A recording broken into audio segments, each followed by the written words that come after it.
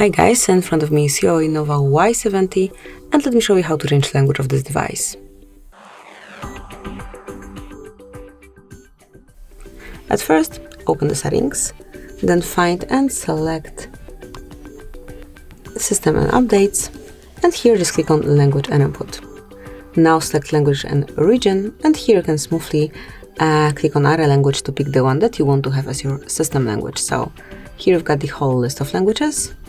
Just pick the one that you want to apply and then click on Change to set it as your system language.